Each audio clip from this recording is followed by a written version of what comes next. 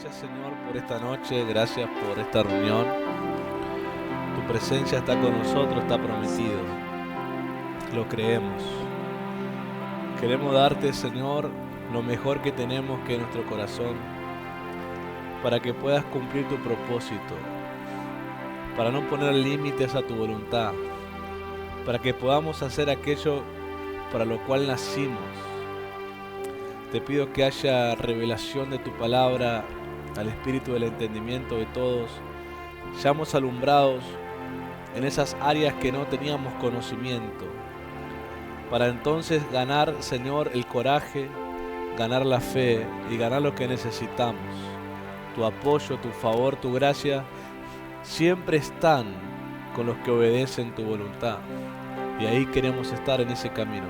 Así que en esta noche te doy gracias, Padre. Siéntete honrado, es tu casa, eres nuestro Padre, nosotros tus hijos. Nos sentamos a la mesa contigo a comer del pan, a compartirlo entre hermanos, a hacer todo el mismo espíritu, el mismo corazón, la misma mente, y alcanzar ese propósito que va a afectar a muchas otras personas, Señor. Que el efecto y la rueda de cumplimiento empiece a moverse, Padre. En el nombre de Jesús. Amén y amén. Un aplauso a Jesús. Fuerte, fuerte, fuerte.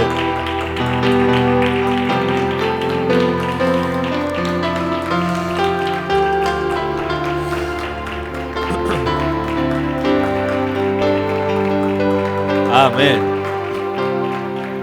Pueden tomar sus asientos. Vamos a estar cerrando esta parte de lo que venimos hablando de un aposento para Dios. Hoy sería el cierre de eso. Así que el próximo lunes, que es 22, ¿verdad? 22 tendremos el discipulado. Y el 29 ya empezamos con otra parte, porque estuve sacando cuentas y con la fiesta de tabernáculos se nos corta un lunes, así que por eso cierro hoy, para darle lugar al discipulado y empezar otra serie de cultura de intimidad, y ahí que nos quede una o dos series más, ya analizando, ya vamos, nos queda una o dos series más nomás y se termina. ¿Cómo pasó el año? ¿Verdad? Vamos a la escritura en Efesios capítulo 2, verso 10. Vamos a leer, lo voy a hacer en la traducción La Pasión. Tenemos pantalla, gloria a Dios. Ahora sí podemos leer ahí. Los que leían la Biblia mormona ahora pueden leer acá en la pantalla. Y sí, porque cuando no me entendían, digo, capaz están leyendo la Biblia mormona y no lo entendemos. Ahí tenemos, ¿verdad? Pero una pantalla más grande, Señor, porque acá tengo una pantalla de punta a punta, Señor, hacia lo ancho, ¿verdad? Con la cara de Josué ahí de fondo, Señor. Bueno, Efesios 2.10, la traducción La Pasión, ¿lo leemos? Dice, nos hemos convertido en su poesía. Dice, ay, qué extraña versión. Se refiere a la obra maestra del Señor, ¿verdad? Un pueblo recreado que cumplirá el destino que nos ha dado a cada uno, pues estamos unidos a Jesús, el ungido. Incluso antes de nacer, Dios planeó de antemano nuestro destino y las buenas obras que haríamos para cumplirlo. Pero me gusta porque esta traducción ensalza inmediatamente que al ser un pueblo salvado, personas salvadas, redimidas, Dios tiene un interés, y me encanta de saber que Dios no salva gente para amontonarla. Dios no salva gente para amontonarle, que estén todos uno arriba del otro, o con su silla o sus lugares elegidos, y acá me siento yo, y qué sé yo. Dios no elige gente para que elija a ellos su mejor iglesia, la cerca de su casa, la que vive, la que está en su barrio, la que está en tal lugar. Dios salva gente para cumplir propósito. La salvación nuestra es, la herencia de nuestro buen trabajo, la herencia de haber cumplido propósito. Entonces digo, nuestro destino a la salvación tiene que estar muy ligado al cumplimiento de nuestro destino, ¿verdad? Y eso tiene sentido en Jesús. El destino de Jesús en la tierra, ¿cuál fue según las profecías? Que tenía que sufrir, tenía que dar la vida. Un hombre justo tenía que morir por los injustos. Un hombre santo tenía que morir por los pecadores, estaba profetizado. Ese era el destino de Jesús en su primer venida. Ahora, está claro en Jesús que el cumplir propósito genera salvación. Porque Él cumplió propósito y abrió la salvación que no se ha cerrado, ¿verdad? Dice hasta el tiempo de los gentiles, ¿verdad? Hasta el tiempo que la última persona, que no sabemos quién será, esa última persona que diga amén, creo en Jesús y acepta a Jesús, se cumple el tiempo de los gentiles. Así que puede ser cualquiera. Quizás tu primo, tu abuela, la más rebelde, de repente se convierte la última de la lista en el destino del Padre, que genera el apocalipsis. O sea, la abuela generó el apocalipsis. Se salvó y dio lugar a que el Padre ahora traiga el cumplimiento de todo lo profetizado. El final, el tiempo final. Ahora nosotros estamos dentro de ese plan. Dios no me salvó para amontonarme. Dios me salvó para que yo cumpla propósito. En ese sentido entra el trabajo de una iglesia. El trabajo de una iglesia local. El trabajo de unos pastores. El trabajo de su liderazgo. Te adiestran, te educan, te guían para que vos conozcas tu destino, para ser adiestrado en ese destino, para ser enviado en ese destino, a cumplir. Entonces en ese trabajo nosotros estamos generando y abriendo ventanas de salvación. A veces oramos por salvación y solamente oramos, decimos Señor, salva a mi familia, salva. Pero dice que el cumplimiento de mi destino es por buenas obras. O sea que el cumplimiento para que se abran ventanas de salvación a la gente que yo oro, que quiero que se salve, que quiero que estén conmigo en el cielo, que no lo quiero ver sufriendo en el infierno, tiene que ver con la acción. Y no con cualquier acción, con la acción del propósito que tengo. Y tiene sentido. Cuando vos empezás a entender esto, tiene sentido las explicaciones de Pablo. Cuando Pablo habla de somos un cuerpo, somos miembros, somos todos miembros uno del otro y todos formamos el cuerpo de Cristo. Cristo es la cabeza y hay diferentes miembros, todo lo que Pablo explica. Y tiene sentido porque, por ejemplo, yo deseo tomar agua, ¿verdad? Y no alcanza con mi deseo de tomar agua que mi cuerpo reciba agua. O usted brujo, que usted desea agua y agua le entra mágicamente. Se tiene que levantar, tiene que ir hasta donde hay, tiene que servirse el agua, tiene que tomar el agua, ¿verdad? Si no, nunca entra a su cuerpo y el deseo nunca se cumple.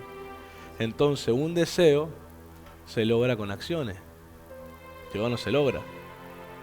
Entonces, la salvación es el deseo de mucha gente, ¿verdad? Cuando conoces a Jesús, vos querés ser salvado vos primero, ¿verdad? Y después deseás que se salven tus seres queridos, la gente cercana a vos, los que no conocen al Señor.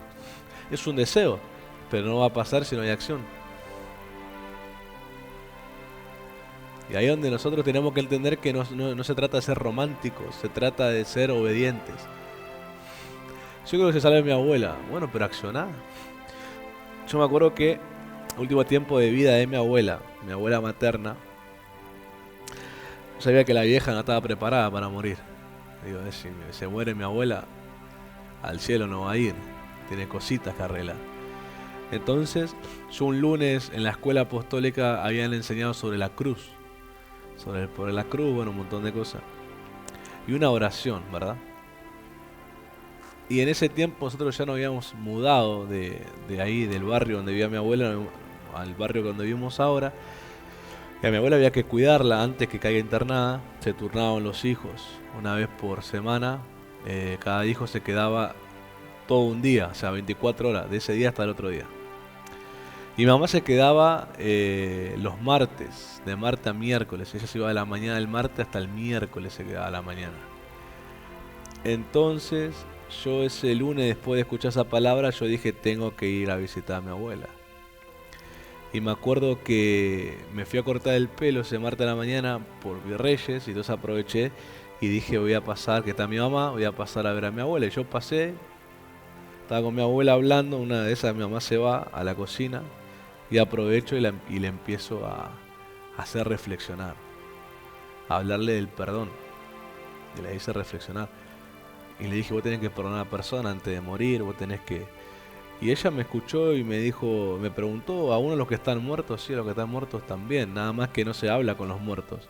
Se le dice a Dios y se le nombra a la persona que uno quiere perdonar o pedirle perdón. Y la guié por eso, me acuerdo que le dejé escrito una oración en su Biblia. Y ella, antes de caer internada, y bueno, todo el desenlace que tuvo después que murió en el hospital, yo me enteré que ella leía todas las noches la oración, ¿verdad? Y se preparó para partir. Y ella, me acuerdo que antes de irme ese día le dije, vos perdonás a fulano, mengano, le empecé a nombrar personas y me dijo, sí, yo los perdono. Y yo le hice decir, confesar que los perdonaba o les pedía perdón. Entonces cuando uno quiere ver salvo a alguien, tiene que accionar, no puede solamente decir, ay, me gustaría que se salve. O qué lindo hubiera sido si se hubiera salvado. Hay que accionar. Y el Señor nos salvó a nosotros para cumplir destino. Él nos confió algo maravilloso que Él mismo ganó, la salvación de los hombres. Nos confió a nosotros el cumplir destino. O sea, en cada cosa que Él nos llama a hacer, hay una probabilidad alta de salvación. Porque estamos accionando. Eso quiero que tengamos en cuenta. Nosotros no empezamos de atrás, nosotros empezamos adelante. Cuando uno es cristiano, a veces los cristianos suelen pensar que somos minoría, que somos poco, que más las tinieblas que la luz, que más el pecado que la justicia. No, es más fuerte la gracia del Señor. Es más fuerte el triunfo de Él en la cruz que la maldad del diablo en el corazón de la gente.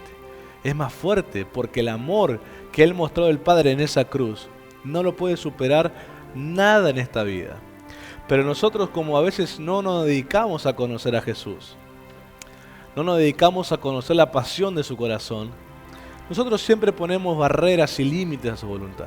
Que no es posible, que es difícil, que tal persona toda la vida fue así, que cómo en una conversación voy a lograr persuadirlo para que se arrepienta. Y no sos vos. Es la obediencia al propósito de Dios lo que permite que Dios abra ventanas de salvación. Son acciones. Por ejemplo, mi brazo, cuando yo lo utilizo para tomar algo, que me da placer tomarme un vaso de agua, un vaso de gaseosa, comer algo que me guste, siento placer en mi cuerpo por eso. Mi brazo no se lleva la gloria porque lo moví yo, simplemente obedeció lo que yo quería hacer. ¿Se entiende? Entonces mi brazo colaboró con un deseo mío, me ayudó, me facilitó a que yo lo pueda hacer, pero el de la idea fui yo. ¿Se entiende? Él colaboró porque está conmigo. Y acá dice que nosotros estamos unidos a Jesús el ungido. O sea que la idea de salvación no es simplemente tuya, es de Dios.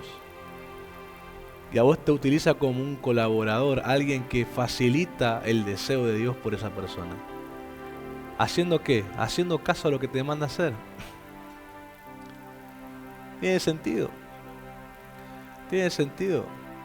Pero hay algo muy importante en todo este texto. Es la unidad. Es posible que el deseo de Dios me maneje porque yo estoy en Él. O sea, mi cuerpo sabe que va a recibir mis órdenes porque es parte mía. Mi cuerpo no está dividido de mí. En mi cuerpo, ¿verdad? Como su cuerpo. ¿Quién le da orden a su cuerpo? ¿Verdad? Usted quería ir al baño. ¿Usted espera que alguien lo mande al baño o usted va al baño? Es algo que sea muy sucio y le digan, anda al baño. O te está desgraciando acá, anda al baño. ¿No? ¿Usted quería ir al baño? ¿Qué hace? Va al baño. ¿Quiere comer? ¿Qué hace? Come. ¿Quiere tomar algo? ¿Quería pasear? ¿Se quería dormir? ¿Se quiere levantar? Ah, ok. Su cuerpo colabora con su deseo. Pero ¿quién tuvo la idea? Usted, ¿verdad? Usted mismo. La mente sí, pero usted mismo. Dios es igual. ¿A quién puede usar Dios? ¿A que está unido con Él? O sea, no es tan complicado, ¿verdad? La pregunta del millón. ¿A quién usa Dios? Al Dios usa al que está unido con Él, al que es parte de su cuerpo. Así como Él te dio un cuerpo que lo manejás vos según tu voluntad, Él tiene el cuerpo de Él que lo maneja a su voluntad, a sus deseos. Por eso acá lo dice. Cada uno estamos unidos a Jesús el ungido. Extraordinario. Esa es la clave. Ahí se te rompen los paradigmas de ¿será que Dios me usa, que Dios me habla, que Dios me guíe, que Dios de esto, Dios lo otro? Y si sos parte de Él, tened por seguro que el deseo de Él a través tuyo, si vos sos obediente, lo vas a hacer. Si Dios desea hacer milagro a través de tu mano y vos sos simplemente obediente al deseo que Él pone, va a haber milagros.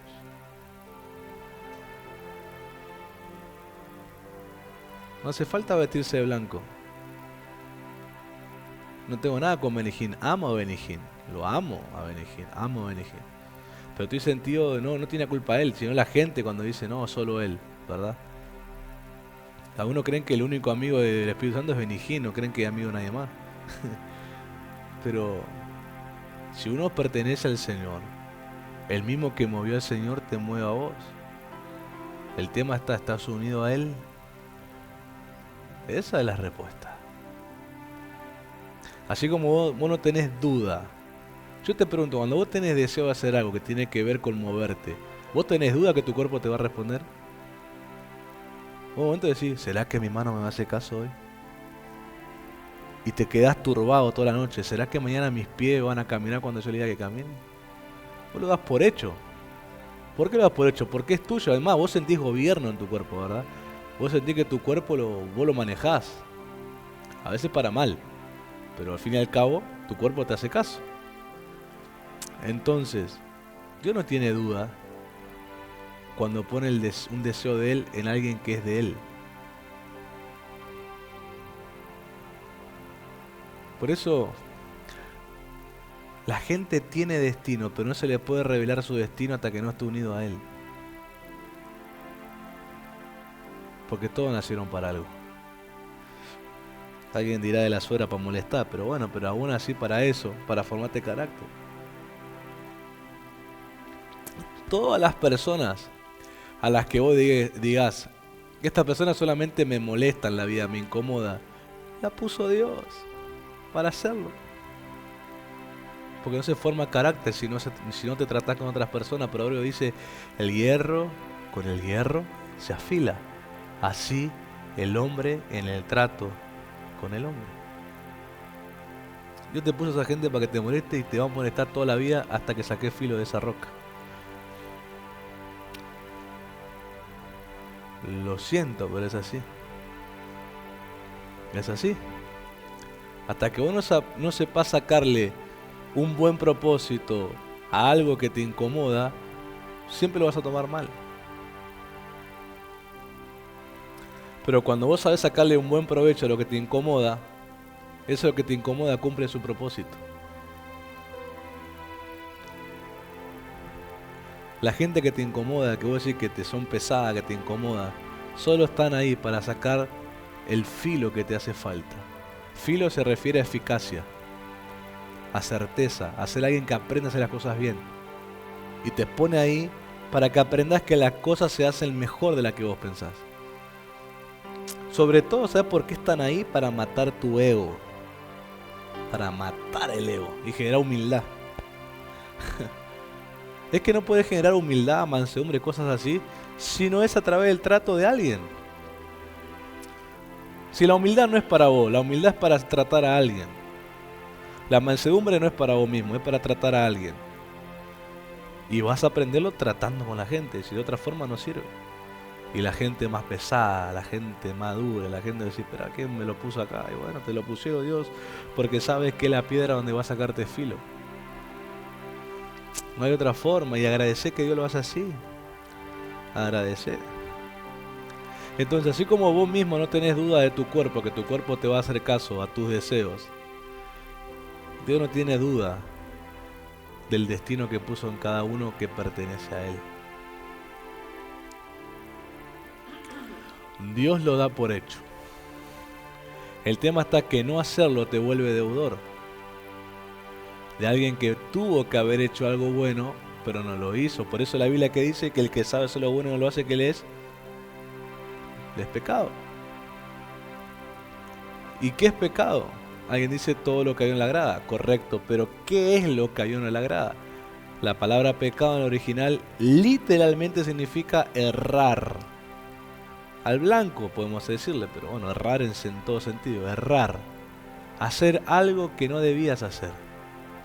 Y eso no solamente es actos malos, aún son actos buenos que no debías hacer. ¿Cómo es eso? Pues hay cosas que le corresponde a alguien más.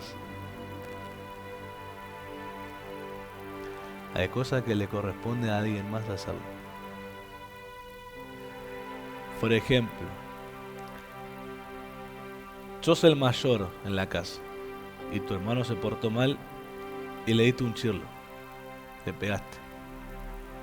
Alguien dirá, pero está bien, se estaba portando mal, hay que darle un límite, pero no te corresponde.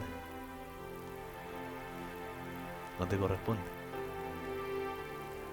Y tu papá o tu mamá se enojan con vos. Vos decís, pero encima que lo cuidé. No, es que está bien que lo cuidaste y lo retaste de límite, pero pegarle solo yo.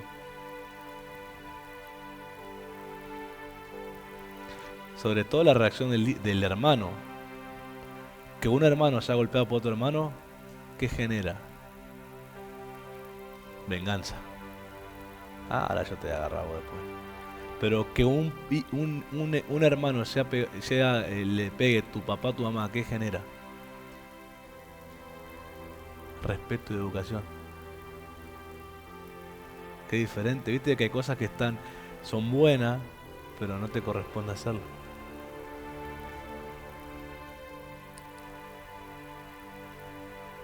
Y eso ya es pecado en el contexto de lo que significa. Erraste en hacer algo que no te correspondía. ¿Y qué ventana abriste de un conflicto que ahora solo un padre o la persona correcta tiene que solucionar? Porque lo llevo al ejemplo que te di recién. Tu hermano se reenojó con vos, te queda agarrar los pelos, está esperando la próxima vez que queden solos para agarrarte los pelos. Porque es natural en el hombre caído la venganza. Un hombre no redimido quiere vengarse, es normal. Como me pegas, yo te pego, es así, la ley. Todo lo que tiene hermanos se han agarrado con los hermanos, esto es inevitable. No, acá no mide sexo, no es que si son hombre y mujer, si son hombre y mujer también, no importa. Yo me agarraba con mi hermana varias veces cuando éramos chicos. ¿Así? Pero la mujer siempre gana. Como los papás lo defienden más, ¿verdad? Porque te veo a vos, varón, que sos más fuerte. Y pues sabes lo que te hizo la hermana. Pero bueno, ya me sané. Es normal. Pero cuando mi papá me pegaba, yo no quería vengarme de mi papá. Yo como que me quedaba quieto, como decir, bueno, no lo hago más. Pero si mi hermana me pegaba, yo la quería agarrar de los pelos. ¿Se dan cuenta? Ahora, si mi hermana me pegaba a mí, yo la quería agarrar de los pelos, el que tenía que intervenir era mi papá o mi mamá, que eran los correctos. La gente adecuada para corregir. Que nos calmemos los dos, ¿verdad? Y nos amiguemos. Entonces, ahí cada vez que sale una ventana de error, tiene que entrar el que trae solución. El hombre abrió la ventana de pecado cuando pecó en el Edén y tuvo que venir el segundo Adán llamado Jesús. El correcto, el adecuado, a traer la solución, que era morir.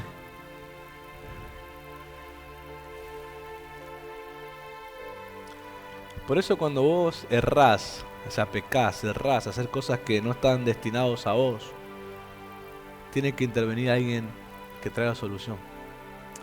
¿Por qué? Si no interviene, ¿qué va a pasar? El circo. El circo.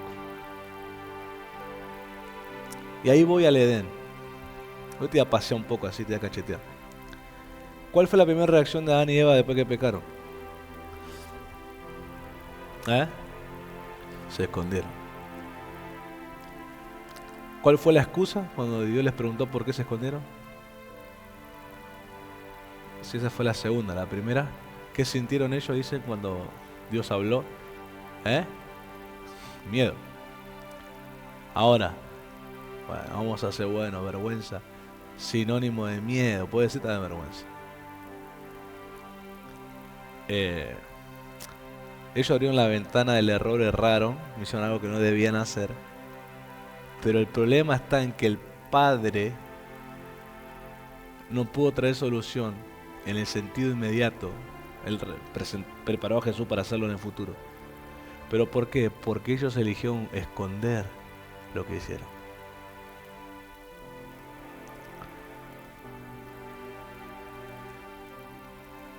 No es más pecado esconder que el mismo pecado hecho. O sea, se hace más grave tu error cuando elegís esconderlo antes que hablarlo.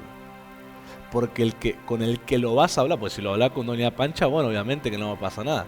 Pero si lo hablas con el que tiene la autoridad de Dios para solucionar, cambia. Puede corregirse tu error y no puedes entrar en un círculo de las consecuencias de ese error. Y ahora se abre una solución para que vuelvas a hacer las cosas bien y se abran las ventanas de salvación y poder que Dios quiere hacer. Pero el tema está en que la gente, si el diablo lo hizo con Adán y Eva, lo hace con todo humano. Cada vez que falla y erra, les pone el sentimiento necesario para que lo escondan. Sobre todo les hace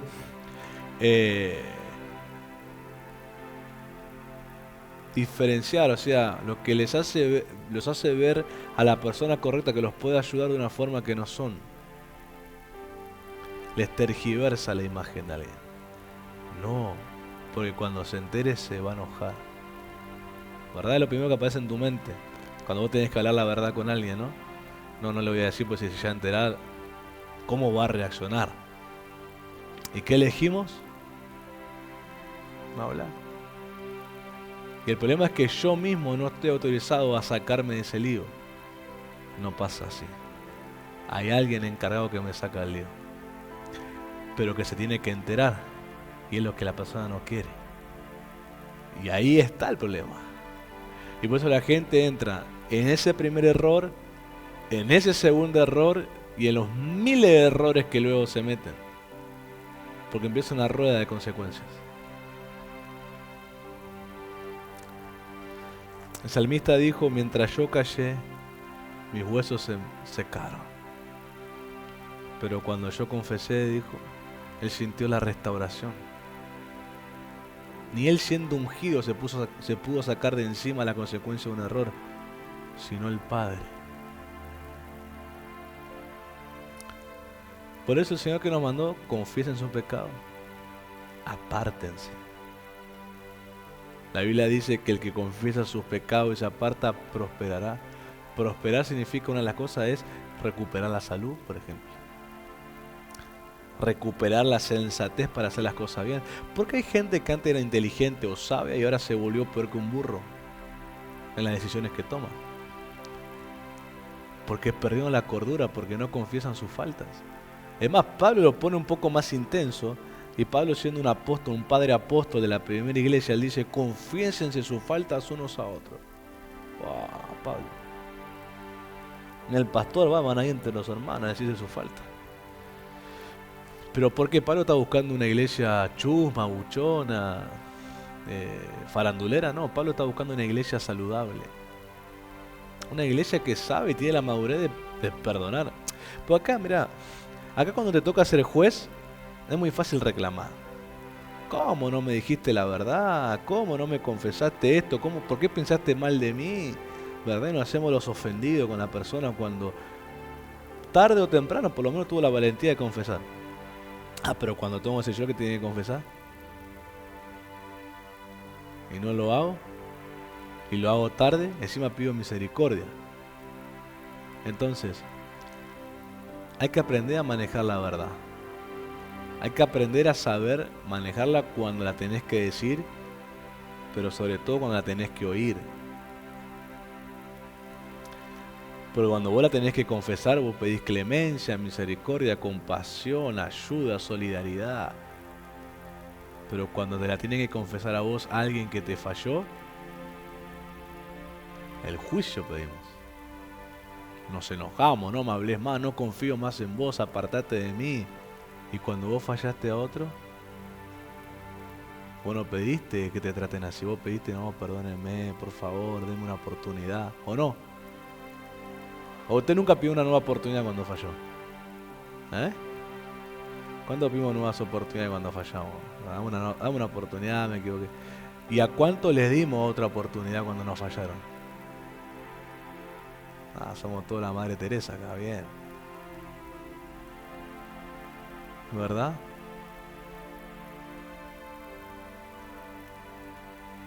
Nos gusta hacer el brazo de la justicia y no las rodillas de la humildad. O sea, nos gusta pedir el juicio, pero no nos gusta humillarnos, tener compasión. Y para ser colaboradores de Dios, ¿qué tiene que ver aposento con esto? Es que el aposento te vuelve así. Ser un colaborador de Dios es darle total libertad de expresión, obediencia y servicio. De esa forma soy un colaborador de Dios. Le doy total libertad de expresión, de obediencia y servicio. O sea, libertad para que Él me diga lo que tengo que hacer, libertad para hacer lo que me pida y libertad para servirlo, las órdenes que Él me dé. De esa forma soy un colaborador. Le doy total libertad de expresión, obediencia y servicio. ¿Y por qué es esto? Para que aprendas a ser humilde.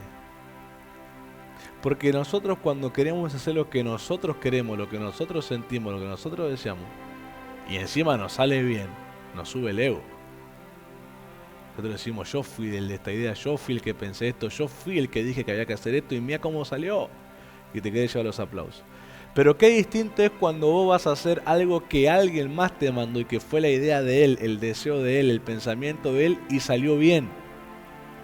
La gente va a aplaudir, va a decir, te felicito hermano, y vos sabés en tu interior que lo que hiciste no fue tu idea, no fue tu entendimiento, no fue tu sabiduría, fue de tu autoridad. Vos simplemente fuiste el ejecutante de eso. Y la gente te aplaude a vos, pero vos internamente no sentís ego, porque no lo pensaste. Vos sentís humildad. Agachás a la cabeza y decís, bueno, la gloria es para Dios. Uno tiene que humillarse y decir, yo no fui el de la idea, fue el pastor o mi autoridad que me mandó. Y no puedes llevarte la gloria. Y el ego se muere por eso. Se muere. Porque no lo puede hacer. Entonces, ¿entendés por qué Dios nos pone bajo autoridad? Nos pone bajo autoridad para que aprendamos eso. Aprendamos a ser humildes.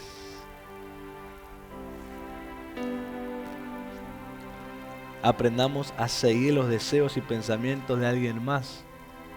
¿Para qué? ¿Qué propósito? ¿Con qué intención? De generar la humildad que a vos te va a volver un buen líder para otros. Porque el que no tiene humildad para liderar es una persona que busca complacerse a sí mismo y nunca está interesado en buscar el bien, sino solamente el placer en él. Y no le importa qué le cuesta al otro, simplemente él quiere que lo hagan así. Y de esa forma uno puede descubrir los liderazgos manipuladores, los liderazgos abusivos, los liderazgos falsos. Porque el fruto de un liderazgo humilde que te manda a hacer algo que viene de la verdad de Dios es la libertad que te genera, la libertad que trabaja en tu alma. Ahora, si ese líder te manda a hacer cosas que a vos te priva, te encarcela, te aprisiona, te limita, no es un liderazgo humilde, es un liderazgo egocéntrico. De un líder que no sabe estar bajo la orden de nadie, sino que solamente busca su placer. ¿Y qué significa eso? Que él no va a buscar otra opción. Él va a decir, hacelo como te dije y punto. No, pero mire, hacelo como te dije y punto. ¿Verdad? ¿Y cómo yo sé entonces el diferenciar en un líder recto a un líder manipulador y egocéntrico? El fruto. Si lo que te manda a hacer no genera libertad, sino que te oprime, no te deja crecer, no te deja desarrollarte, no te deja prosperar, no te deja sanar en el alma, es un liderazgo manipulador y egocéntrico. Pero cuando el liderazgo lo que te manda a hacer te hace crecer, desarrollarte en Cristo, sanar en el alma, renovarte la mente, conocer tus talentos, conocer tus dones, conocer la unción que Dios te dio, en las acciones que te manda hacer. Es un liderazgo de mansedumbre y de humildad. Es un liderazgo que está bajo autoridad y que ellos entonces pueden levantarse como líderes sanos y líderes humildes. Y a vos a la vez te va a convertir en un líder humilde. ¿En qué sentido? Porque usted va a ser líder de una familia, de un matrimonio, de una casa cuando tenga sus hijos. Va a liderar una economía, va a liderar un hogar, porque ahí, por así decirlo, los que van a mandar son ustedes. Y si no tienen humildad, la casa va a ser terrible, el ambiente de esa casa, ¿verdad? Porque a los hijos no les alcanza con decir haceme caso porque sí. Los hijos tienen que aprender que hay que hacer caso por algo, que es por algo que se le ordena algo, que es por algo que se lo cuida, que es por algo que se le pone un límite, que no porque lo digo yo y lo digo yo. Eso es un mal liderazgo. Esos son de gente que nunca sirvieron a otros, entonces hacen lo que quieren. Pero cuando vos venís de la escuela de servir a alguien, sos un líder humilde que destinás tu casa a prosperar. Tus hijos se volverán líderes humildes. Personas que permiten que otros más crezcan y se potencien con sus directivas, porque ellos vienen de esa escuela. Es una cadena.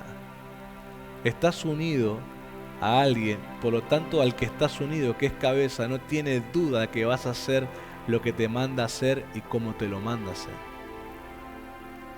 Ay, ¿por qué me manda a hacer esto? Para que conozcas tu capacidad, tu potencial, para que conozcas que se puede. Para liberarte de un límite te estoy mandando a hacer eso. Eso es un liderazgo humilde, un liderazgo ungido. Y eso viene del aposento. Porque el aposento, además de tener comunión con Dios, que es el propósito principal, uno de los propósitos del aposento es conocer la verdad. La verdad produce libertad de todos los límites que nosotros tuvimos y que nos engañaba de que no podíamos hacer algo o de que algo era imposible. Cuando nosotros no tenemos aposento, somos gente que siempre pensamos que algo yo no puedo hacer esto y que es imposible. ¿Verdad o no? No, yo no puedo hacer eso. No, es imposible. No, que a mí no me pidan esto, pues yo no sirvo para esto. Generalmente ese lenguaje tiene que ver con alguien que tiene aposento. ¿Por qué no? Al no tener aposento, está dentro de un sistema engañoso de hombre caído que lo limita. De un hombre limitado. Un hombre que está limitado por las leyes o las reglas de esta vida. Y entonces le parece difícil hacer otras cosas. Está atrapado por una cultura caída, una cultura egocéntrica, vengativa, orgullosa, una cultura de timidez, de inseguridad, de ausencia, de falta de amor, de falta de cariño, de demostración afectiva. Y son seres humanos limitados en muchas cosas, pero muy limitados. Y de repente que el Señor te mande a amar, perdonar, vos decís, no, yo no puedo eso, yo no sirvo para eso. Anda a abrazar, no, yo nunca abracé a nadie, nunca me abrazaron. Y son límites que la gente se encuentra que no puede hacer. Hasta que tiene aposento. Cuando vos tenés aposento, Dios te saca, dice la Escritura, que te traslada al reino de su amado Hijo. Al reino donde todo es posible. Y entonces conoces una verdad estando acá que te transiciona a lo ilimitado. Y en este reino, a través del aposento, la verdad que se te revela es que en el Señor todo es posible. Y además añade algo, y lo que Él te manda hacer, lo podés hacer. El apóstol dijo, Pablo, todo lo puedo en Cristo que me fortalece. Una traducción me gusta que dice, todo lo puedo hacer porque Él me da el poder. Yo pregunto, ¿de dónde nace la seguridad de ese hombre que anteriormente, antes de tener aposento, era un hombre inseguro y ilimitado? No ilimitado, limitado. ¿De dónde nace esa seguridad de ese hombre, esa mujer? De que ahora sí puede, que todo es posible. Es más, quiere órdenes porque dice, yo lo voy a hacer. Nadie se anima, yo lo voy a hacer. ¿De dónde le sale? ¿Eh? Porque lo conoce por la verdad. Al unirse a Él, entendió el mismo deseo de Dios, la misma fe de Dios, empieza a nacer en esa persona. Esa verdad lo hace libre. Jesús dijo que conocerá la verdad y la verdad te libera de los límites de los hombres. Y eso es el fruto de hombres inseguros, mujeres inseguras, que hoy caminan con una fe y caminan con una confianza en Dios y hacen las cosas que hacen en Dios, que genera admiración en muchos otros. Y la pregunta es, ¿cómo lo lograron? Aposento, intimidad, aprendiendo a hacer órdenes que otro me manda, haciendo cosas que alguien más me manda hacer. Que al principio yo no comparto, no siento lo mismo, pero al empezar a hacerlo, empiezo a coincidir por los resultados que veo. Empiezo a decir, está mejor esta idea que la mía, está mejor hacerlo así como yo pensaba, por los resultados. Y de repente coincidís y de repente amás hacer lo mismo. ¿Cómo logró Jesús meter esa cultura nueva en hombres que estaban culturizados a una cultura caída? ¿Cómo Jesús pudo meter en hombres las cosas que los mandó a hacer después? Al principio los mandaba a hacer y ¿qué pasaba? No, era incredulidad y duda. No era normal en su cultura. No era normal hacer eso. Jesús les mandaba a hacer cosas que no eran normales para la cultura. Pero como siguieron órdenes, al principio hacían lo que Jesús quería hacer. Hacían lo que Jesús se le ocurrió. Hacían lo que vino a Jesús a la mente. Pero después, al ver los resultados, al ver las cosas que empezaron a pasar, ellos empezaron a pensar igual, a sentir igual. Y ahora ya no era solamente algo que Jesús quería hacer y ellos solamente hacían. Ahora era algo que hacían juntos.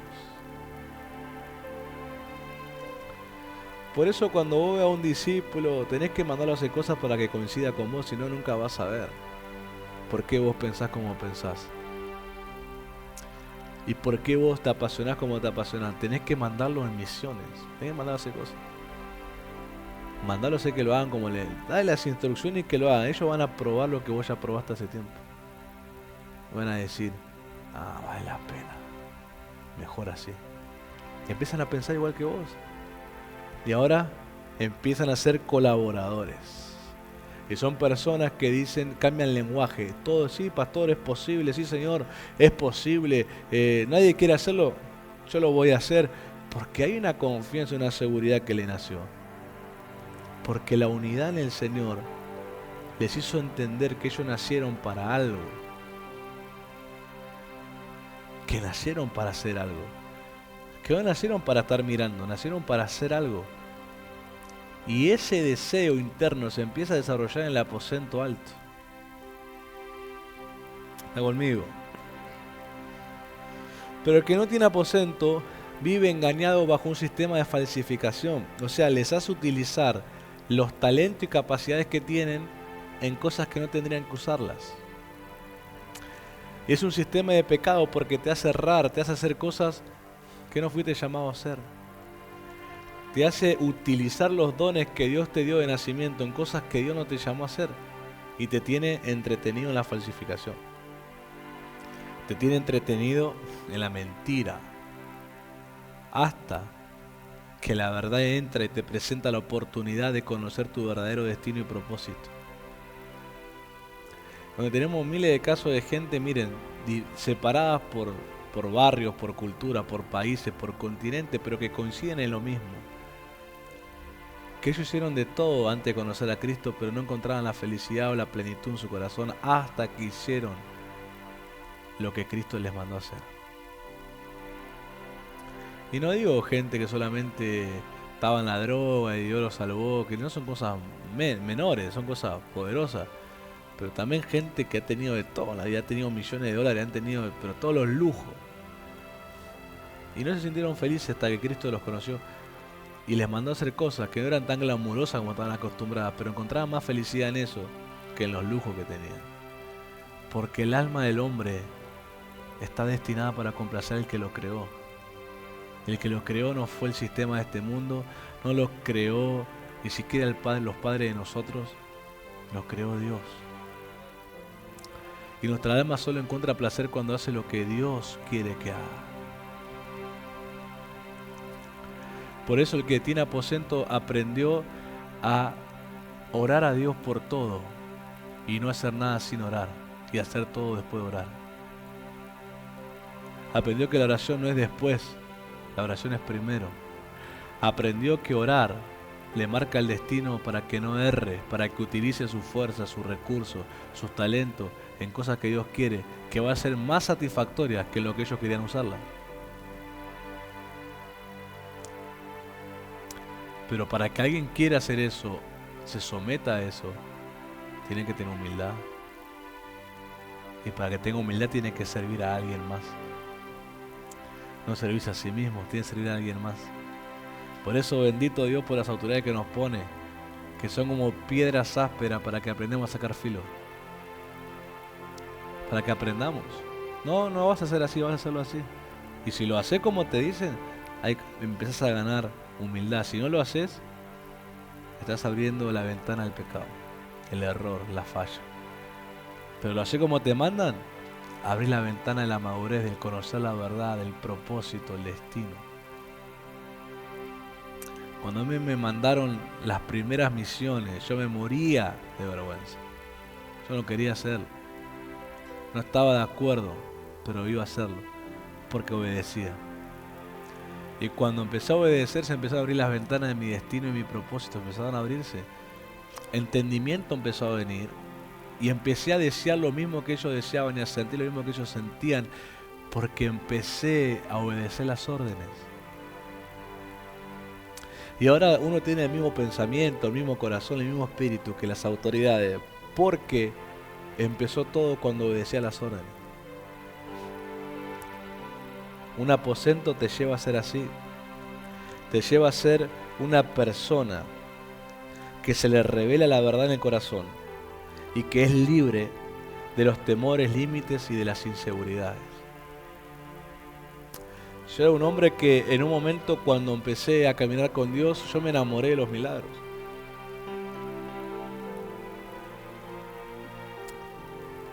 Me enamoré de los milagros, las sanidades. Todo lo que es poder de Dios me enamoró, me atrajo, me apasionó. Fue algo que me enloqueció. Antes mucho más que ahora me miraba, pero videos, cientos de videos de milagros, sanidad, de todo me veía. Enloquecido.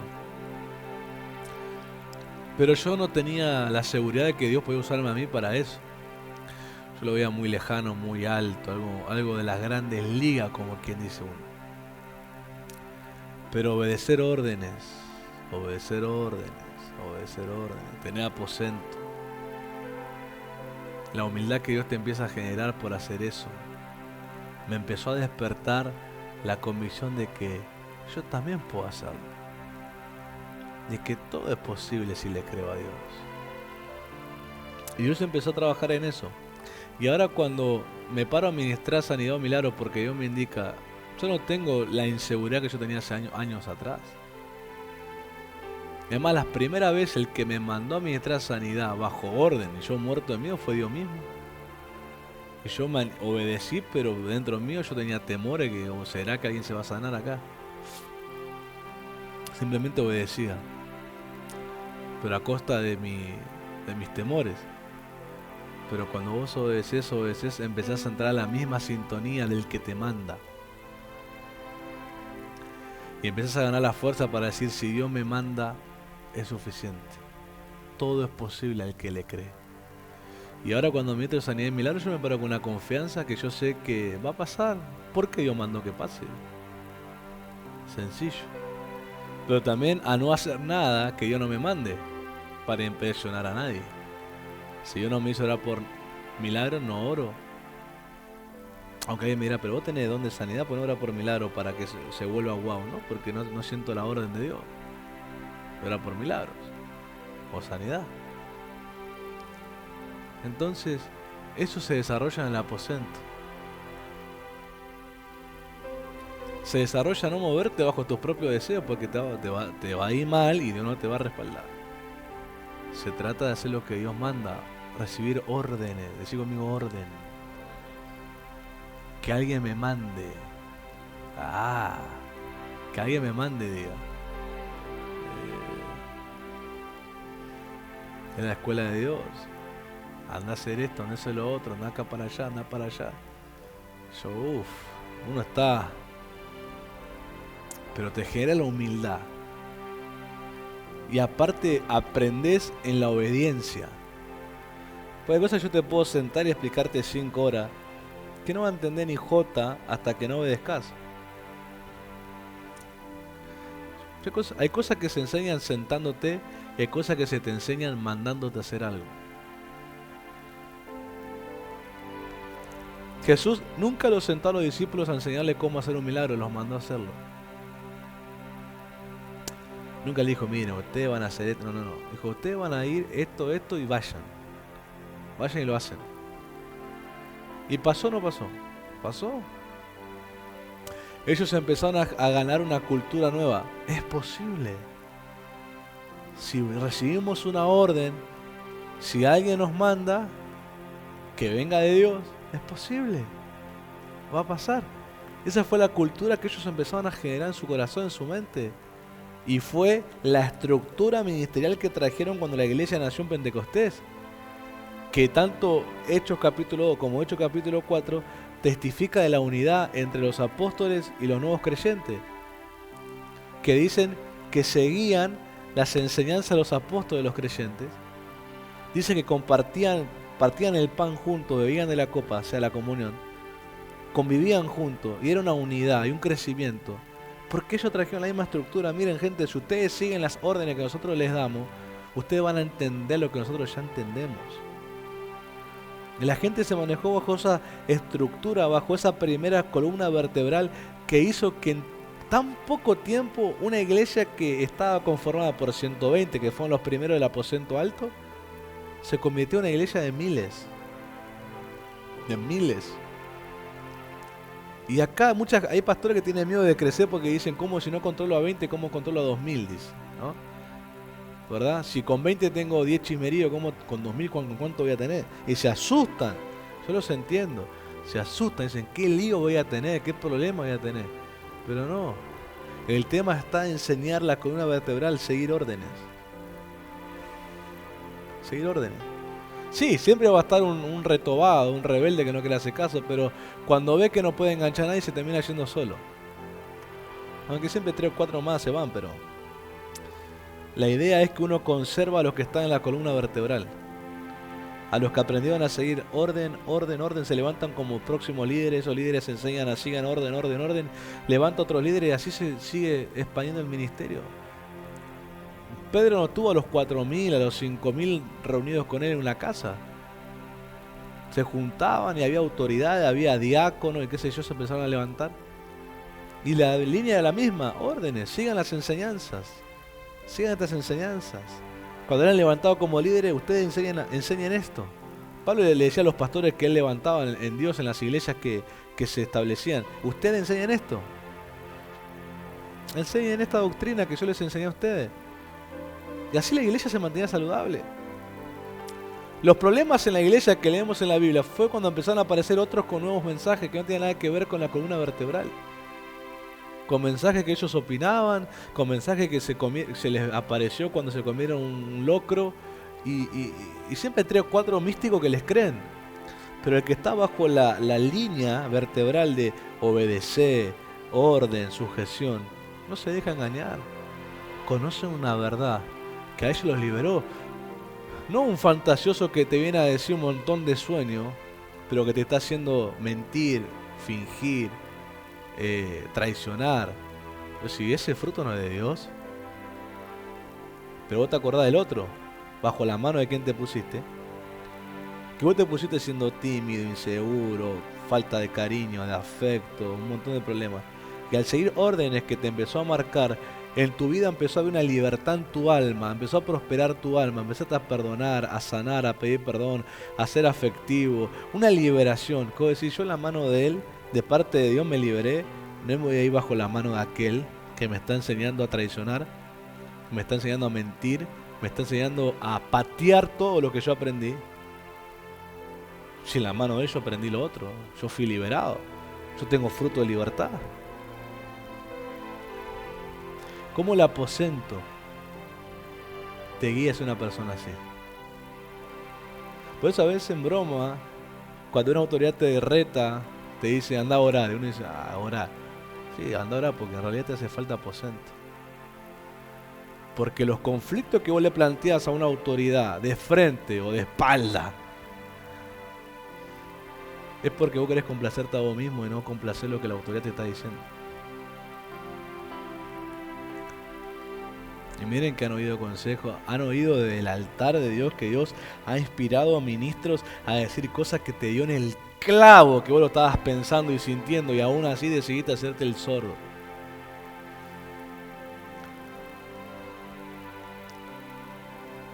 Las consecuencias se presentaron, pero ¿qué hubiera pasado si hubieras hecho caso?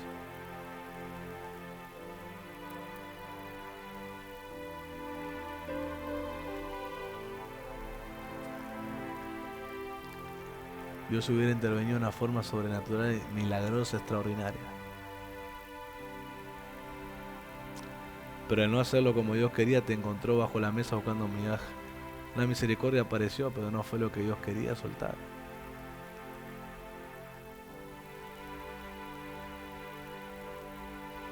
Aposento. Porque el aposento es un lugar donde estás a solas. Es un aposento, es un lugar que te lleva a estar de rodillas, es un lugar que te lleva a estar bajo la autoridad de alguien. Te lleva a adorar a alguien, no a vos mismo, a Dios. Te lleva a conocer a alguien, no a vos mismo, a Dios. Te lleva a recibir una palabra no de vos mismo, sino de Dios. Te educa.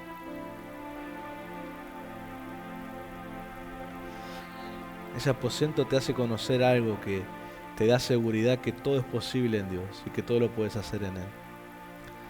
La verdad se debe conocer, la verdad se toma en intimidad. Cuando hay intimidad o hablas con un hombre de intimidad, la verdad será el fruto que se hará presente para darte libertad. Y termino con esto. La intimidad garantiza la verdad. La verdad garantiza libertad. Y la libertad garantiza que todo es posible en Dios. La intimidad garantiza la verdad garantiza libertad. Y la libertad garantiza que todo es posible en Dios. Por eso los hombres de intimidad, los hombres de aposento,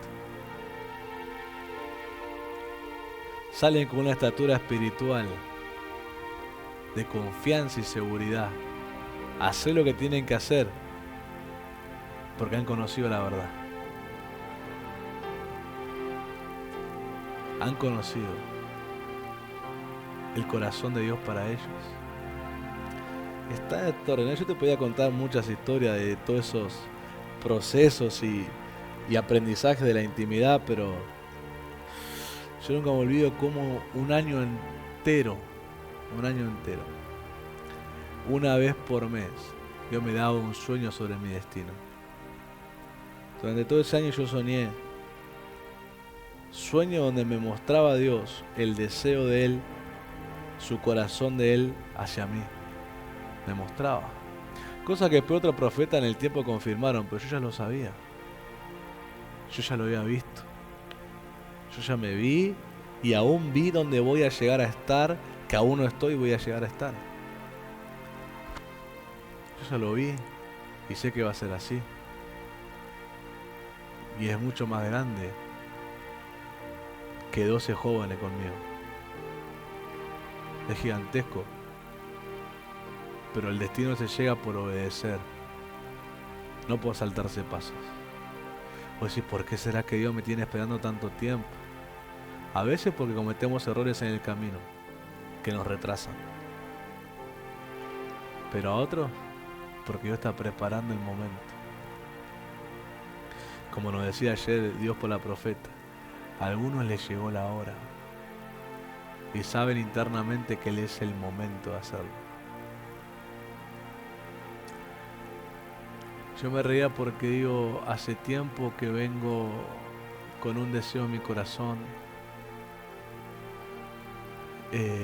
Yo sé que tengo el don de sanidad y aprendí a usarlo según Dios me guíe. No como antes, que cuando lo supe lo quería usar como mono con navaja todos los días. O sea, te quería que enfermate y te curo. Acá. Aprendí, maduré, Dios me guió, me enseñó, me corrigió. Y hace tiempo que vengo deseando, digo, me gustaría hacer, se lo planteé a mis apóstoles, a mis padres. Le digo, estoy orando, tengo el deseo de hacer una noche de milagros. Que la gente traiga a los enfermos. Enseñar el Evangelio de Jesús y orar por los milagros, que la gente sea sana, la gente se vaya sana. Papá me dijo, bueno, orá y que cuando Dios te guíe a hacerlo, lo hagas. ¿Sí? Hace meses atrás, meses. Y estaba pensando que como estamos hablando los días jueves, del espíritu de poder, el otro día se me ocurrió, digo, sería bueno cerrar el último jueves del módulo antes de cerrarlo, o cerrando con eso, mejor dicho. Cerrar el módulo de poder haciendo un jueves de milagro. Lo pensé, dije, sería lindo, sería bueno, estar a los enfermos. Dios ya dio una palabra sobre este lugar, lo que quiere hacer. Y lo pensé, lo deseé, pero bueno, obviamente no recibí la directiva de Dios para hacerlo. Pero ayer cuando Dios dice por la profeta, hay gente que le llegó su hora y lo que desean es tiempo de hacerlo. Yo dije, ¿será que hacemos un jueves de milagros?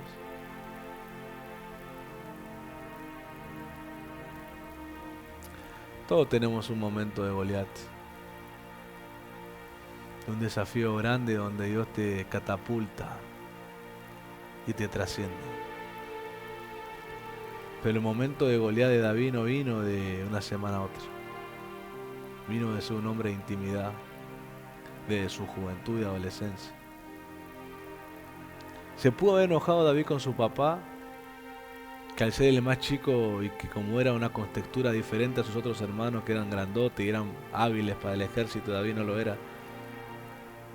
Físicamente por su altura y que era muy delgado. David era tan alto como yo, bastante alto, como yo, más o menos. Pero muy delgado, dice la Biblia. Para ser un soldado tenían que medir más todavía, ser un cuerpo más. Y el padre mucho me lo quería, David, porque diciendo, este flaquito que me tocó, ¿verdad? Y lo mandó allá. Ser pastor de ovejas en esa época era el peor trabajo. Era el trabajo de los siervos, de los esclavos. Eran ovejas de su padre. Y en vez que el padre lo ponga a un esclavo a cuidar, lo mandó a su hijo. A uno que era heredero. Lo mandó a cuidar ovejas. Nunca la Biblia registra que David se amargó con el padre. Nunca dice que se enojó con el padre, nunca dice que al padre lo trató mal, que se peleó. Lo que sí la Biblia me registra es que le hizo caso. Le hacía caso para cuidar. O sea, imagínate que mandara a tu hija adolescente y a que se enfrente a leones y osos. No al perro sarnoso de la calle que vos tenés y que le dio una patada y salió corriendo asustado. Enfrentarse a un oso y a un león salvaje en el bosque, en el campo.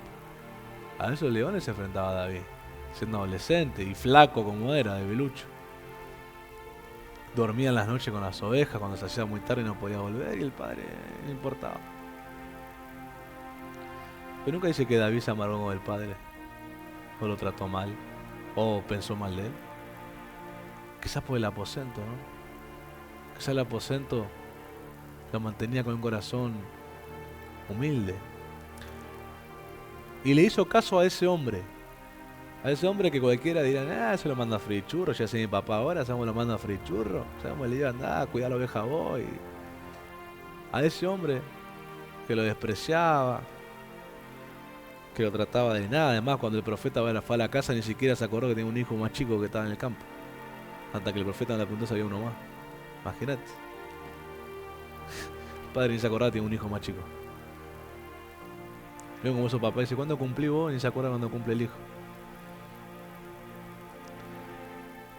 Y a ese padre que cualquiera hoy en día le guardaría rencor, no le harían caso, le pelearían, lo insultarían, le dirían, este que viene a hacerse acá el que manda, si bueno, acá qué sé yo.